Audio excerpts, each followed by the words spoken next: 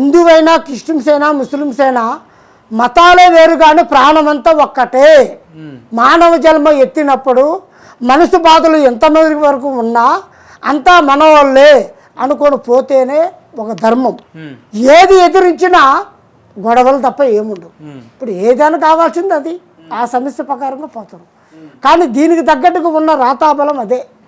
మన జాతకంలో మన జీవితంలో హిందువులైనా ముస్లిమ్స్ అయినా క్రిస్టియన్ అయినా ఒకరి దగ్గరకు వస్తారు, ఒకరి దగ్గర ఒకరు మాట్లాడిపోతారు.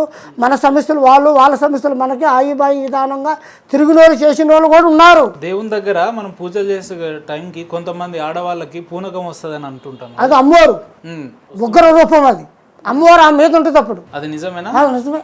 అది ప్రతి ఒక్క గుళ్ళుకి గోపురాలకు కానీ ఇళ్ళలో ఉన్నోళ్ళకి కానీ ఆడవాళ్ళకి కానీ దేవుడు ఉగ్ర రూపం అనేది ఆ తల్లి వచ్చి ఆ తల్లే డైరెక్ట్గా ఆ మనిషి అమ్మవారి రూపం ఆమె రూపం మీదకి వెళ్ళి ఆమె డైరెక్ట్గా జనం ముందు అమ్మ నిన్ను ఫలానా సమస్యతో బాధపడుతున్నా, ఫలానా సమస్య వల్ల ఇబ్బంది లేని ఇంట్లో ఆరోగ్యాలు బాగలే, మనశ్శాంతి లేదు, లక్ష్మీ శాంతి లేదు, చెప్పమ్మా కొంచెం అడుగుతున్నా అంటే నాకు అది చెయ్యి, నాకు ఇది చెయ్యి, నువ్వు అది పెట్టు, నువ్వు ఇది పెట్టు, నీ కోరింది నీకు నేను ఇస్తా పెట్టు అని అంటది అమ్మ. అన్నప్పుడు సరే అమ్మ చేస్తామ్మా అని వాళ్ళు చేస్తారు. ఆ తల్లి ఇస్తూనే ఉంటుంది, వాళ్ళు చేస్తూనే ఉంటారు. మనిషికి నమ్మకం ఏమరా అంటే మాట, కంటి చూపు, మనిషి మాట, ఈ రెండే నిజం.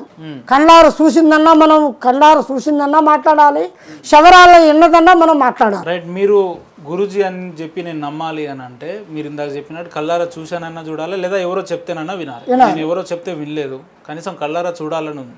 నన్ను నమ్మిస్తారా మీరు? నన్ను కలవాలనే నువ్వు వచ్చావు, మన ఇతరులు కలవాలని ఈరోజు అమ్మవారి సంకల్పం ఉంది కాబట్టి కరెక్ట్గా వచ్చేసావు. సంకల్పం ఇచ్చుకుంది కాబట్టి నీకు అమ్మవారి అనుగ్రహంతో వచ్చేసావు. అంటే ఈరోజు నా కారులో డీజిల్ అయిపోవాలని కూడా అమ్మవారు అనుకున్నది అన్న. అమ్మవారు డీజిల్ అయిపోయినా పెట్రోల్ అయిపోయినా ఏది అయిపోయినా మనిషికి ఒకటి చెప్పేదంటే ఆ డీజిల్ పెట్రోల్ గురించి సమస్యతో ఉన్న బాధలతో ఈ రోజు తినడానికి లేనోడు కూడా ఉన్నాడు. వాడు ఆకలి తీరితే చాలు అనుకుంటాడు. అటువంటి వాళ్ళకు మీరు ఈ రోజు ఆకలి తీర్చగలుగుతారా? అన్నదాత సుఖీభవ. ఆకలి తీర్చగలుగుతారా? పెట్టాలి, తప్పదు. అడుక్కునే వాళ్ళకు మీరు ఆకలి తీర్చగలుగుతారా? మీ మహిమలతోటి, మీ దగ్గర ఉన్న పైసలతోటో లేదంటే అన్నంతో కాదు, మీ మహిమలతోటి అతనికి అన్నం వచ్చేలా చేయగలుగుతారా? ఎందుకంటే అలాగా తిన్న వాళ్ళకి ఉన్న వాళ్ళకి 100 మందికి ఇచ్చేసాను ఆయన. మన దగ్గర కొంత పూజ అమౌంట్ వస్తుందా? అనాథ శరణాలు అమౌంట్ విషయం అంటలేను, అమ్మవారికి అనాథ శరణాలకు ఇచ్చేస్తుంటా నేను. లేదు ఈ రోజు ఇప్పుడు మనం సికింద్రాబాద్ దగ్గర ట్రాఫిక్లో చాలా మంది అడుక్కు తింటారు కదా, మీ మహిమలతోటి వాళ్ళకు ఉన్న పలంగా వాళ్ళు కుబేరులు అయిపోయేటట్టు చేయగలుగుతారా అంటున్నా. కుబేరు ఫలం చేయాలంటే దేశం అంతా ఇంకో విధం ఉంటుంది. కానీ అప్పుడు ఒక చెప్పేదంటే ఎవరికున్న శక్తి, ఏ గురువుకున్న పవరు, ఎవరికున్న విధానం వాళ్ళకు ఉంటుంది. ఎందుకంటే మేము అమ్మవారి బిడ్డలం కాబట్టి అమ్మవారి విధానంలో మేము చేసుకుంటూ వెళ్తాం. కానీ 10 మందికి మంచి జరగాలి, 10 మందిని బాగు చేయాలి, ఆ 10 మందిలో మనం ఉండాలి. రాజుగారు హైదరాబాద్ నడిబొడ్డును ఇంత పెద్ద ఆఫీస్ పెట్టారు కదా, దీని మెయింటెనెన్స్ ఇదంతా కూడా ఎంతవరకు అవుతుండొచ్చు? ఎంత మోతాదులో మీకు? మాకు ఉంటుంది దీనికి మెయింటెనెన్స్ ఖర్చులు అవన్నీ ఉంటాయి. కానీ ఇదంతా మనకు ఉన్న దాంట్లోనే మనం చేసుకొని పోతుంటాం. అది కస్టమర్ల మీద భారం పెట్టంగా. అంటే ఈ రకమైన వ్యవధిలో మోతాదులో ఇంత పెద్ద ఆఫీస్ పెట్టుకొని ఈ రకంగా చేస్తున్నారు అంటే ఆర్థిక వనరులు, ఆర్థిక పరంగా మీరు ఏ మాత్రం లాభపడింది ఇట్లా చేసి ఉంటారు కదా? లాభం ఉంటుంది దాంట్లో. లాభం ఎందుకంటే ఇప్పుడు లాభాలు మంచి విధానం మనం చూడం. కస్టమర్ల బాధలు, ఇప్పుడు మనకు వచ్చిన భక్తులు ఉన్నారు కదా, వాళ్ళైతే ఏ కష్టంతో ఏ బాధతో వస్తారో ఆ కష్టంతో వచ్చిన వాళ్ళకి వాళ్ళ బాధలు తీర్చి పంపించడం మన ధర్మం. ఊర్లో మాకు ఒక ఇల్లు ఉంది, అందులో ఎల్లమ్మ వచ్చింది, మా ఇంట్లో ఎల్లమ్మ పెట్టాలని చెప్పి మా అమ్మ నాన్న వాళ్ళు నమ్ముతారు. వాళ్ళు నాకు చెప్పడం జరిగింది.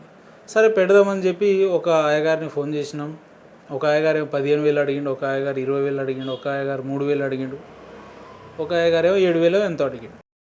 అంటే ఇప్పుడు ఈ 10,000 అయ్యగారిని నమ్మాలా, మేము 20,000 అయ్యగారిని నమ్మాలా, 7,000 అయ్యగారిని నమ్మాలా, 3,000 అయ్యగారు? ఏ ఎల్లమ్మ తల్లి నన్ను కనుక అక్కడ పెడితే 10,000 తీసుకోవాలి, ఏ ఎల్లమ్మ తల్లి నన్ను అక్కడ పెడితే 20,000 తీసుకోవాలని చెప్పింది. అయితే ఇప్పుడు దీన్ని నువ్వు చెప్పిన దాంట్లో ఎట్టుందంటే భగవంతుడితో రేటు ఆడకూడదు, ప్రజలు కాదు కదా. ఇప్పుడు ప్రజలు ఎట్టంటే ఇప్పుడు అమ్మవారు ఎల్లమ్మ తల్లికి ఒక గురువులై ఉండి ఒక స్వాములై ఉండి దానికి ఇంత రేట్ అనేది దానికి ఉండదు.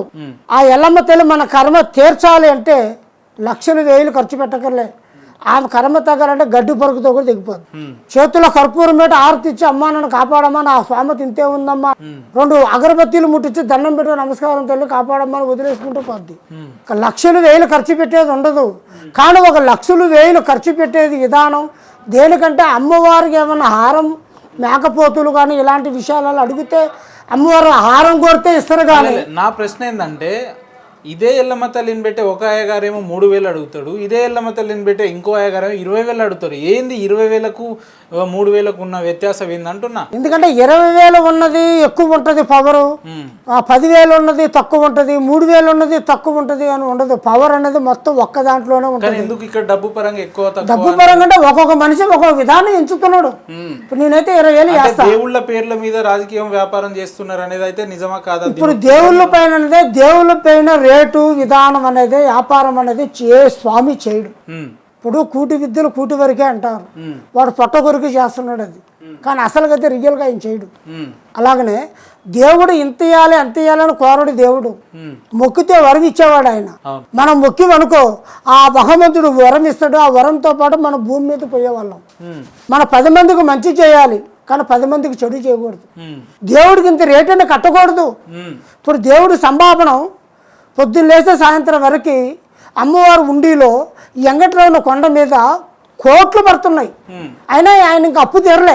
మేము సమ్మక్క సారక్క తల్లి వారసులము, కోయదోర్లము, కోయరాజులము అన్నారు కదా. సమ్మక్క సారక్క తల్లి అంటే నాకు ఒకటి గుర్తొచ్చింది. ఇప్పుడు ప్రతి 2 ఏళ్ళకు ఒకసారి మనం మేడారం జాతర చూస్తాం కదా. అయితే ఇప్పుడు ఈ మధ్య కాలంలో ఏమైపోయిందని అంటే ఎక్కడ ఏ విలేజ్లో చూసినా, ఏ గ్రామాలలో చూసినా, ఏ జిల్లాలో చూసినా కరీంనగర్లో ఒక 2 గద్దెలు కట్టిరు, అదొక మినీ సమ్మక్క సారక్క అని చెప్తున్నారు. మహబాద్లో ఇల్లందు దగ్గర ఒక 2 గద్దెలు కట్టిరు, మినీ సమ్మక్క సారక్క అని చెప్తున్నారు.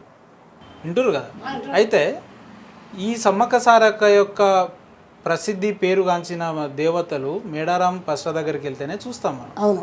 ఈ సమ్మక్క సారక్క తల్లి పేర్లు చెప్పుకొని అక్కడక్కడ ఈ దేవుళ్ళని పెట్టడం, అక్కడ పసుపు జల్లి, ఇంత కుంకుమ జల్లి, అక్కడ కొబ్బరికాయలు కొట్టాలి, ఉండిలో డబ్బులు పెట్టాలి, పాదరక్షకులు ఇటు పెట్టి పైసలు పెట్టాలని చెప్పి, మేకలు కోస్తే ఇంత అని చెప్పి, పూజార్లకు ఇంత ఇవ్వాలని చెప్పి, దీని రాజకీయం అనుకోవచ్చా, వ్యాపారం అనుకోవచ్చా? అది మీరు చెప్పారు కదా, దీన్ని వ్యాపారం అనుకోరు, బిజినెస్ అనుకునేది కాదు. తల్లి ఎక్కడైనా ఎలవచ్చు. మేడారం సమ్మక్క సారక్క కంటే ఆమె రూపం అది. అక్కడ చిలకల గొట్టలు ఒకటి ఉంటుంది, చిలకల గొట్టులో ఉంటుంది అమ్మ. ఆ గుట్టలో ఉన్న అమ్మ చాలా శక్తివంతమైనది. ఆమె విధానంలో సమ్మక్క సారక్క అనేది ఊర్లో ఈ హైదరాబాదులోనే కొన్ని ఏరియాలలో కూడా ఉంది. కానీ అక్కడ ఆ ఏరియాలో ఉన్న వాళ్ళు దాన్ని పూజిస్తున్నారు. కానీ దాని పబ్లిసిటీ అంటే జనాలకి తెలియపరచట్లే జనాలు కొంతమంది. ఎందుకంటే అమ్మవారు ఎక్కడ ఎలిసినా ఆ తల్లి రూపం ఉంటుంది. మీలాంటి రాజులు లేదా మీలాంటి బాబాలు స్వాములు చేయబట్టే సనాతన ధర్మం మీద ఉన్న నమ్మకం కాస్త పోతుంది ప్రజల్లో అని అంటే దీన్ని అవునంటారా కాదంటారా చెప్పండి. దీనికి నమ్మకం అనేది మనిషి మీద, పని చేసేవాడి మీదే నమ్మకం ఉంటుంది, పని చేయని వాడి మీద నమ్మకం ఉండదు. పని చేసేవాడి మీదే ఉంటుంది. ఇప్పుడు నీకు ఇందాక ఒక చెప్పిన మనిషి రూపంలో ఎలాంటిదైనా కానీ, ఏ పని ఉన్నా కానీ, ఏదైనా కానీ, ఒక డాక్టరు ఆయన చేసే పని ఆయన చేసి ఒక ప్రాణాన్ని నిలబెడతాడు. మన దగ్గరకు వచ్చే భక్తులు మనం ఒక ప్రాబ్లంతో వస్తే ఆ ప్రాబ్లాన్ని సరి చేసి మనం కాపాడుతాం. మీరు చెప్తున్నట్టు అన్ని సమస్యలు పరిష్కారం అయితే ఈ హైదరాబాద్లో అపోలో లాంటి హాస్పిటల్స్ ఉండాల్సిన అవసరం లేదు, గాంధీ లాంటి హాస్పిటల్ ఉండాల్సిన అవసరం లేదు, నిమ్స్ లాంటి హాస్పిటల్ ఉండాల్సిన అవసరం లేదు. అవి ఉంటాయి. ఎందుకంటే అది ఒక సొల్యూషన్, ఒక చదువు తగ్గట్టుగా, ఒక ఆలోచన తగ్గట్టుగా, ఒక విధానం తగ్గట్టుగా ఏ సెక్షన్కి ఏ ప్రాబ్లానికి ఆ డాక్టర్ ఉంటాడు. కానీ మన దగ్గరకు ఏంటంటే మాకు గురువులు ఎప్పటి నుంచో తాతల ముత్తాతల కాలం నుంచి ఉన్న విద్య కాబట్టి మన దగ్గరకు వచ్చిన వాళ్ళు మనం బాగు చేస్తాం. దేవుడు చెప్పింది వాళ్ళ దగ్గర పోయినప్పుడు, డాక్టర్ దగ్గర పోయినప్పుడు వాళ్ళు కాపాడుతారు, వాళ్ళ దగ్గర పోయినప్పుడు మేము మా దగ్గరకు వస్తే మేము కాపాడుతాం.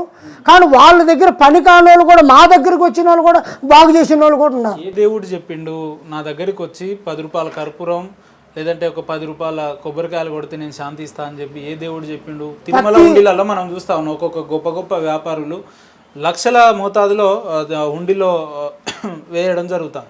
అంటే దేవుడికే దేవుడి హుండీలోనే దేవుడికే పైసలు ఇచ్చే స్థాయిలో మనుషులు ఉన్నారా అని అంటే అది ఇప్పుడు తిరుమలలో అంటే రూపాయితో మహానుభావుడు వెంకటాచలపతి అనుగ్రహమైన శక్తివంతమైన వెంకటాచలపతి నిలబడ్డాడు.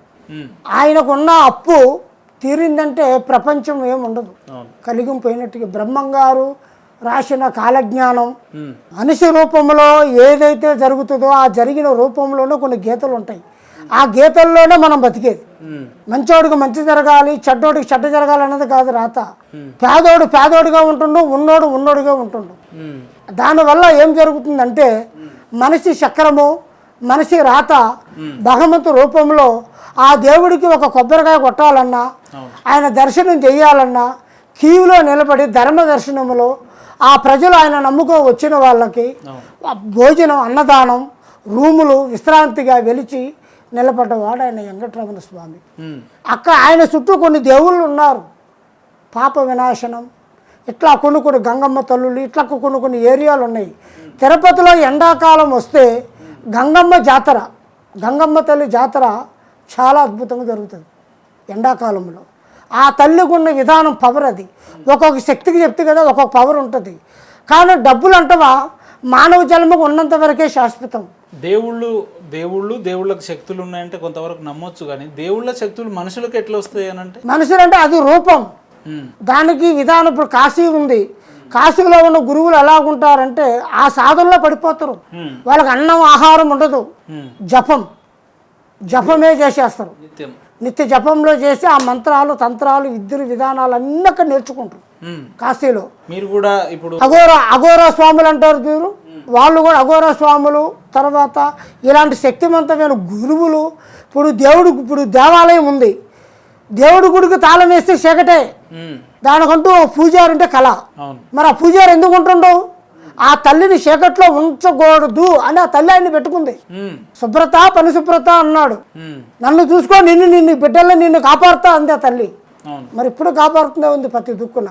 కొండ మీద ఒక్క అయ్యవారా, బ్రాహ్మణులు మొత్తం అక్కడే ఉన్నారు. మరి దేవునికి ఉన్నారు, ఆయన సంకల్పం అంతమందికి ఇచ్చాడు. ఒక్కొక్క మనిషి దగ్గర ఒక్కొక్క టాలెంట్ అనేది ఉంటుంది. ఆ టాలెంట్తో నెట్టుకొని ముందుకు వస్తేనే ఆ పూజా పునస్కారంతో ఆ పనులు అవుతాయి. మీరు రోజు పూజలు పునస్కారాలు చేస్తుంటారా? మేమంతా డైలీ పూజలు పునస్కారాలు చేస్తాం. కానీ మాకు అమావాస్య గడియలో, పౌర్ణమి గడియలో పీఠాలలో చేస్తాం. 18 శక్తి పీఠాలలో చేస్తాం. మీకు మంత్రాలు, తంత్రాలు, మనకు అన్ని విద్యలు, మనకు అన్నీ వస్తాయి. కానీ ఎక్కడ ఏ ప్రాబ్లం ఎట్లా చేయాలి, ఏ విధంగా చేయాలనేది మొత్తం చూసి ఆ జనాలు మన దగ్గర నమ్మకంతో రావాలి, ఆయుర ఆరోగ్యాలతో వర్ధిల్లాలి. ఆ విధంగా చేసేస్తాం.